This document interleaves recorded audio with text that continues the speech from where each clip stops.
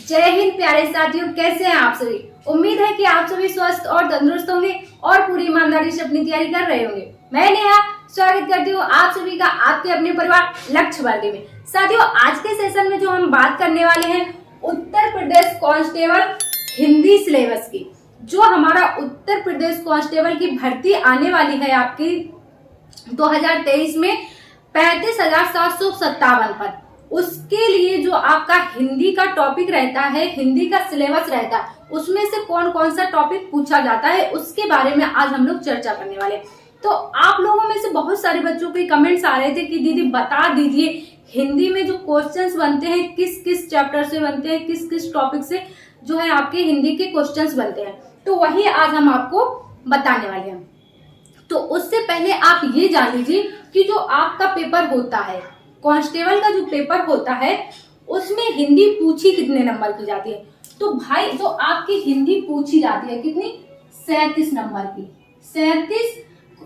37 question पूछे जाते हैं और एक क्वेश्चन जो होता है 2 नंबर का होता है। तो एक क्वेश्चन होता है 2 नंबर का होता है, 37 प्रश्न होते हैं। क्लियर। तो टोटल जो हिंदी के नंबर बन जाएंगे आपके कितने बन जाएंगे, 74। कुल मिला के आपकी जो हिंदी पूछी जाती है 74 नंबर की पूछी जाती है। और यदि आप इन टॉपिक को अच्छे से पढ़ लेंगे ना, हिंदी देखो हिंदी एक स्कोरिंग सब्जेक्ट होता है। यदि आपने हिंदी को अच्छे से पढ़ लिया, हिंदी को अच्छे से तैयार कर लिया, तो आप 37 में से 30 और 35 के बीच में आप अच्छे से स्कोर कर सकते हैं। 30, 32, 34, 35 तक आप अच्छे से प्रश्न कर सकते हैं यदि आपने हिंदी को अच्छे से पढ़ लिया। हिंदी और रीजनिंग आपका बहुत अच्छा स्कोरिंग सब्जेक्ट रहता है। तो चलिए देख लेते हैं कि इसमें आपके कौन कौन से टॉपिक पूछे जाते हैं हिंदी में। तो सबसे पहले आपका होता है, सबसे पहला जो चैप्टर रहता है वर्णमाला का। वर्णमाला से आपके ज्यादा से कम 2-3 से क्वेश्चन बन जाते हैं, कभी कभी 4-5 भी क्वेश्चंस बन जाते हैं। तो वर्णमाला आपको बहुत अच्छे से पढ़ लेना है। वर्णमाला वाला जो चैप्टर है बहुत अच्छे से क्लियर कर लेना है कि सारे स्वर, व्यंजन और किसका कौन से वर्ण का क्या उच्चारण स्थान है, वो सब कुछ आपको बहुत अच्छे से पढ़ लेना है ना। इसके बाद हो जाता है आपका संधि, इसके बाद समास, समास के बाद उपसर्ग, उपसर्ग के बाद प्रत्यय। देखिए उपसर्ग और प्रत्यय, उपसर्ग प्रत्यय क्या होते हैं, जो शब्द से पहले लगकर, उपसर्ग होते हैं जो शब्द से पहले लगकर शब्द का अर्थ बदल देते हैं। जैसे कार में आ लगा दिया, आकार हो गया, है ना। योजना में परि लगा दिया, उपसर्ग तो परियोजना हो गया। इस तरह के उपसर्ग और प्रत्यय क्या होते हैं, जो मूल शब्द के पीछे लगते हैं, है ना, वो आपके प्रत्यय होते हैं। तद्भव तत्सम आते हैं, है ना, तद्भव तत्सम, देशज, विदेशज, ये सारे शब्द आते हैं आपसे। बर्तनी के क्वेश्चंस आते हैं, शुद्ध बर्तनी पूछ लेगा। जैसे एक शब्द होता है आपका आशीर्वाद, है ना, और कवित्री, उज्जवल, इन शब्दों के ज्यादातर ये पूछ लेता है शुद्ध बर्तनी, है ना। इसके बाद पर्यायवाची भी पूछा जाता है आपके पेपर में। पर्यायवाची के बाद अनेकार्थी भी पूछा जाता है ना।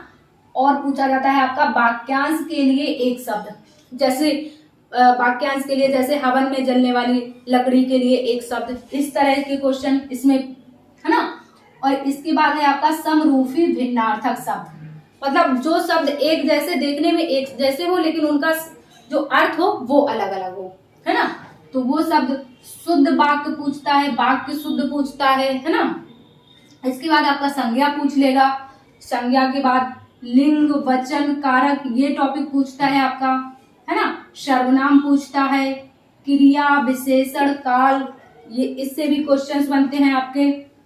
काल 2 बार हो गया, काल, काल से क्वेश्चन बनते हैं आपके, है ना। इसके बाद आपका वाच्य से क्वेश्चन बनते हैं।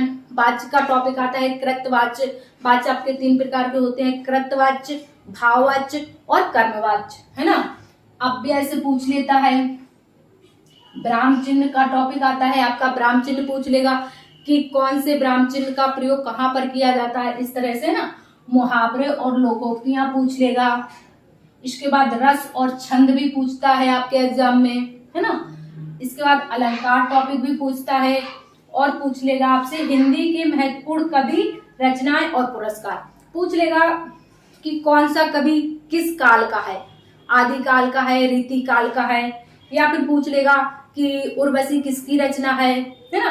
पुरस्कार में पूछ लेगा कि 56वां ज्ञानपीठ पुरस्कार किसे मिला या पहला ज्ञानपीठ पुरस्कार किसे मिला, ऐसे करके, है ना।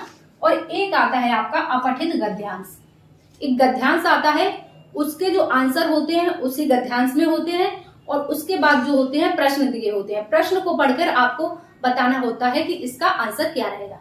तो ये कुछ टॉपिक हैं आपके हिंदी के जो आपकी परीक्षा में पूछे जाते हैं। तो आपको समझ आ गया होगा कि कौन कौन से टॉपिक आते हैं। अब आपको पढ़ना कहाँ से है, देखिए, तो पढ़ने के लिए आप अपने चैनल पे, एक तो आपकी टॉपिक वाइज क्लासेस चल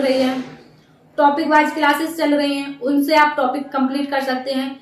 दूसरा, आपका प्रैक्टिस सेट भी करवाया जा रहा है, जिसमें आपके मिक्स क्वेश्चंस करवाए जाते हैं। प्रैक्टिस सेट आप अवश्य लगाएं, क्योंकि प्रैक्टिस सेट 10-15 मिनट का रहता है आपका क्लास।